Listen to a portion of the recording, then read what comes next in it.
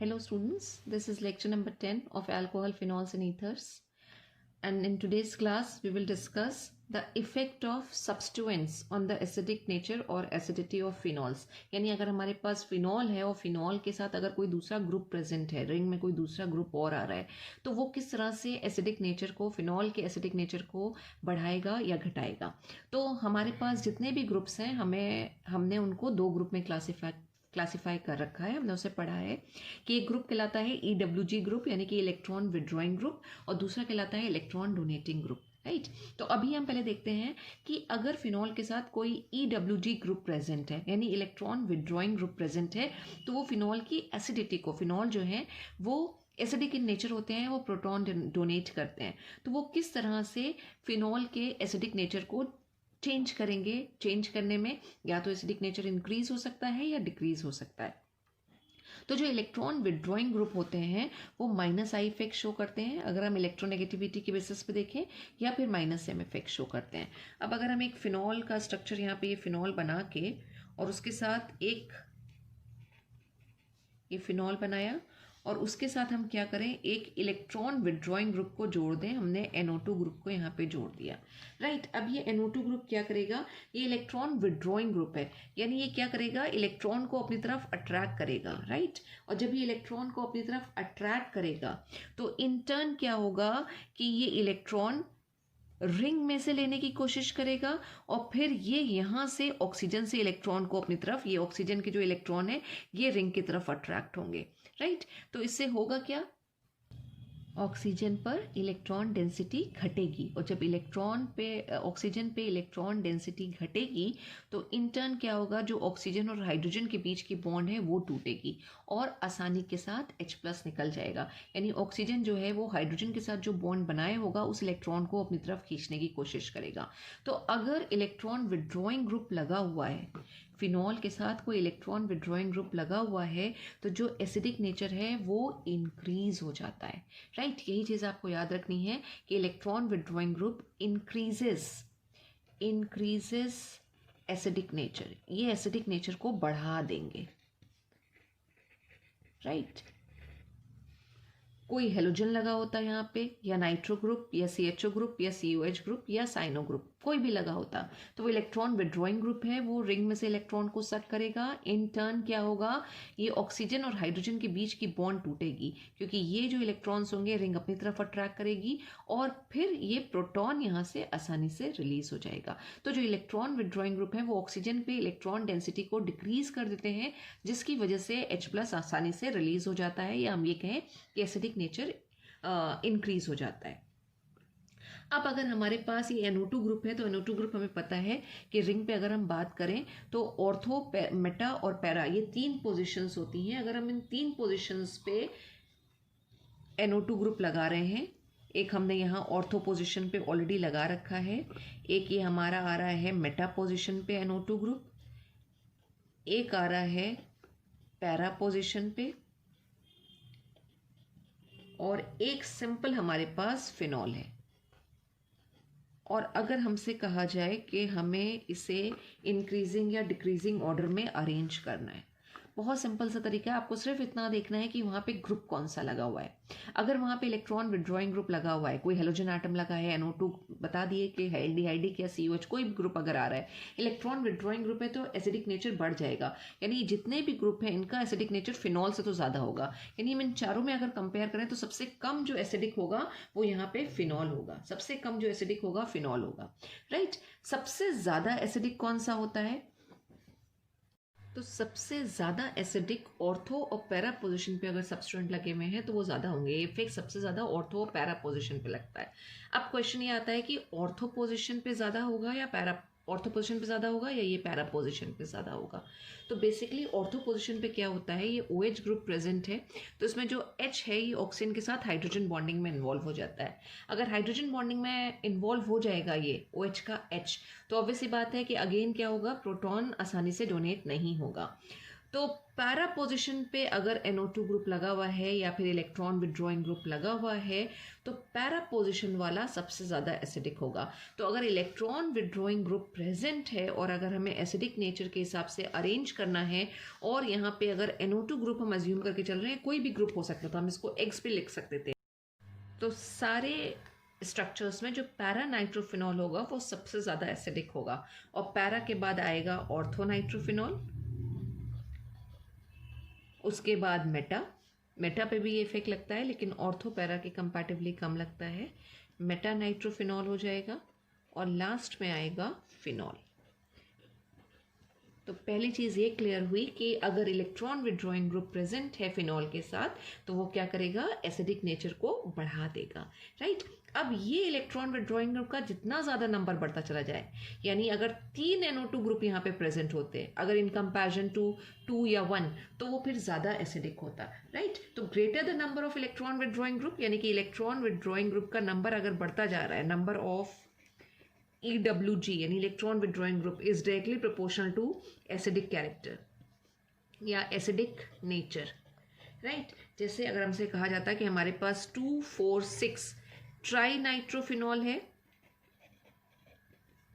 Try nitrophenol, और 2,4 die nitrophenol है और फिनॉल है, इनमें से सबसे ज़्यादा एसिडिक कौन होगा? तो अगेन आपको क्या चीज़ देखनी है कि फिनॉल के साथ कौन सा ग्रुप प्रेजेंट है, नाइट्रो ग्रुप प्रेजेंट है। Nitro group electron withdrawing group होता है, ये क्या करेगा, एसिडिक नेचर को इंक्रीज करेगा। क्यों इंक्रीज करता है? क्योंकि जब हम स्ट्रक्चर बनाएंगे तो हम देखेंगे कि ये ग्रुप क्या करते हैं, इलेक्ट्रॉन को अपनी तरफ खींचते हैं, जिसकी वजह से क्या होता है, ऑक्सीजन पे इलेक्ट्रॉन डेंसिटी डिक्रीज कर जाती है और रिलीज ऑफ प्रोटॉन जो है वो ईजी हो जाता है। और जितने ज़्यादा ये ग्रुप बढ़ते जाते हैं, हमने कहा उतना एसिडिक नेचर बढ़ता जाएगा। तो ट्राई नाइट्रोफिनॉल में 3 NO2 ग्रुप लगे होंगे तो ऑब्वियसली बात है ये 2,4 डाइनाइट्रोफिनाइल से ज्यादा एसिडिक होगा और 2,4 डाइनाइट्रोफिनाइल फिनॉल से ज्यादा एसिडिक इन नेचर होगा। तो this is about the effect of electron withdrawing group on phenol. अब इसी को अपोजिट अगर हमारे पास इलेक्ट्रॉन डोनेटिंग ग्रुप हो, जो इलेक्ट्रॉन को डोनेट कर रहा हो, तो बात समझ में आ जानी चाहिए कि इलेक्ट्रॉन डोनेटिंग ग्रुप जिनको हम E, D और G भी बोलते हैं, ये क्या करेंगे, ये ऑपोजिट, बिल्कुल इसके ऑपोजिट काम करेंगे। NO2 क्या कर रहा था, ऑक्सीजन पे इलेक्ट्रॉन डेंसिटी को डिक्रीज कर रहा था। ये ग्रुप क्या करेंगे, क्योंकि ये रिंग की तरफ इलेक्ट्रॉन डोनेट कर रहे होंगे तो ऑक्सीजन पे जो इलेक्ट्रॉन डेंसिटी होगी वो इंटेंसिफाई हो जाएगी, और जब वो इलेक्ट्रॉन डेंसिटी बढ़ जाएगी तो ऑक्सीजन और हाइड्रोजन के बॉन्ड की पोलैरिटी घटेगी, वहां से H+ रिलीज नहीं होगा, यानी जो एसिडिक कैरेक्टर है वो घट जाएगा। तो the presence of EDG group क्या करते हैं, they decreases the acidic nature of phenol, right. अब ये ग्रुप हमारे पास कौन कौन से हो सकते हैं, मिथाइल ग्रुप हो सकता है, तो हम इन जनरल एल्काइल ग्रुप बोल सकते हैं। तो एल्काइल ग्रुप हो सकते हैं, आइदर अमाइनो ग्रुप हो सकते हैं, NH2 ग्रुप, और या फिर एल्कोक्सी यानी कि O और साथ में आ जाएगा यहाँ पे R, जैसे कि मिथॉक्सी। ये सारे ग्रुप्स जो हैं ये इलेक्ट्रॉन डोनेटिंग ग्रुप कहलाएंगे। अब ये ग्रुप अगर प्रेजेंट होते हैं फिनॉल के साथ, राइट, ये फिनॉल का स्ट्रक्चर आ गया OH, और सपोज हमारे पास यहाँ पे CH3 प्रेजेंट है, राइट। तो ये CH3 क्या है, इलेक्ट्रॉन डोनेटिंग ग्रुप है, ये इलेक्ट्रॉन डोनेट करेगा, और जब ये इलेक्ट्रॉन डोनेट करेगा तो ये क्या करेगा, इसको डीस्टेबलाइज कर देगा, यानी कि जो इसका एनायन बन के आएगा वो डीस्टेबलाइज हो जाएगा। या फिर इसको ऐसे बोल सकते हैं कि मिथाइल ग्रुप इलेक्ट्रॉन डोनेट कर रहा है तो इंटर्न क्या हो रहा है, रिंग पे इलेक्ट्रॉन डेंसिटी बढ़ रही है, और इंटर्न क्या होगा, ऑक्सीजन के ऊपर इलेक्ट्रॉन डेंसिटी बढ़ेगी, राइट। अब जब ऑक्सीजन के ऊपर इलेक्ट्रॉन डेंसिटी बढ़ जाएगी तो जो प्रोटॉन का रिमूवल है, वो प्रोटॉन का रिमूवल जो है वो थोड़ा सा डिफिकल्ट हो जाता है, और जो एसिडिक नेचर है वो घट जाएगा। अब अगेन इसमें ये स्टोरी हो सकती है कि मिथाइल ग्रुप की पोजीशन क्या है, या जो इलेक्ट्रॉन डोनेटिंग ग्रुप लगा हुआ है उसकी पोजीशन क्या है। तो एक पोजीशन तो हमने ये बनाई ऑर्थो पोजीशन, इसको हम क्या बोल सकते हैं, ऑर्थोक्रिसॉल बोल सकते हैं, डेरिवेटिव आ रहा है फिनॉल का, ऑर्थोक्रिसॉल। उसके बाद अगर हम यहाँ पे CH3 ग्रुप लगा दें तो ये बन जाएगा पैराक्रिसॉल, फिर अगर हमने मेटा पोजीशन पे लगा दिया CH3 तो ये बन जाएगा मेटाक्रिसॉल, राइट, मेटाक्रिसॉल। और एक सिर्फ हमारे पास हो सकता है फिनॉल, OH, राइट। अब जब हम इसमें एसिडिक नेचर की बात करेंगे तो ये जो है क्या कर रहा है, जो फिनॉक्साइड आयन बनता है उसको डिस्टेबलाइज करता है इलेक्ट्रॉन डोनेटिंग ग्रुप। तो अगर फिनॉल के साथ इलेक्ट्रॉन डोनेटिंग ग्रुप प्रेजेंट है तो ये क्या करेगा, जो एसिडिक नेचर है उसको घटाएगा। तो बाकी सबके कंपैरेटिवली जो फिनॉल होंगे वो सबसे ज़्यादा एसिडिक होंगे, राइट। और ऑर्थोपोरा पोजीशन पे जब इलेक्ट्रॉन विड्रॉइंग ग्रुप प्रेजेंट था तो ये इफेक्ट सबसे ज़्यादा लग रहे थे। अब यहाँ पे क्या होगा, ऑर्थोपैरा पोजीशन पे जब हम इफेक्ट्स देखेंगे तो वो सबसे कम लग रहे होंगे। और उसमें से भी ऑर्थोपैरा पे ऑलमोस्ट इक्वल लगता है, लेकिन फिर भी वही आ जाता है कि ऑर्थो पे सबसे कम लगता है। तो अगर हम एसिडिक नेचर की बात करेंगे तो फिनॉल सबसे ज़्यादा एसिडिक होंगे। उसके बाद आएंगे हमारे मेटा वाले, यानी कि जो CH3 ग्रुप में लगाया तो मेटाक्रिसॉल बनाया है तो मेटाक्रिसॉल, उसके बाद पैराक्रिसॉल और उसके बाद ऑर्थोक्रिसॉल। और इस चीज़ को हम कैसे निकाल सकते हैं, इस चीज़ को या कैसे हम इसको प्रूव भी कर सकते हैं, तो अगर हम इसके Ka वैल्यूज़ या Pka वैल्यूज़ देखेंगे तो यही चीज़ निकल के आती है कि फिनॉल जो है इन बाकी तीनों से यानी ऑर्थो, पैरा और मेटाक्रिसॉल से कम ज़्यादा एसिडिक इन नेचर है। यानी ये जो क्रिसॉल है ये सारे के सारे कम एसिडिक हैं फिनॉल से। तो ऐसे सारे ग्रुप्स जो +I या फिर +M इफेक्ट शो कर रहे हैं वो क्या करते हैं, एसिडिक नेचर को डिक्रीज कर देते हैं। Acidic nature decreases, right. लेकिन इसमें एक एक्सेप्शन है जो आपको याद रखना है, ये यहाँ लिखा है, पॉइंट टू रिमेंबर, कि अगर हमारे पास मेटामिथॉक्सीफिनॉल और मेटा अमाइनोफिनॉल है तो उनका एसिडिक नेचर फिनॉल से ज़्यादा होता है, राइट। क्योंकि इसमें हम फिर क्या कर देते हैं, इसमें हम -I इफेक्ट देखते हैं, इसमें हमारा +M या +R इफेक्ट नहीं रहता है, वो एब्सेंट रहता है। और उसकी वजह से जब हम बात करते हैं तो ये दोनों जो है फिनॉल से ज़्यादा एसिडिक हो जाएंगे।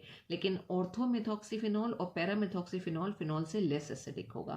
तो this is about the effect of substituents which are present on phenol, and they either decreases or increases the acidic nature of phenol. If any electron withdrawing group is present, it will increase the acidic nature, and if electron donating group is present, it will destabilize the anion and it will decrease the acidic nature of phenol. Thank you so much, students.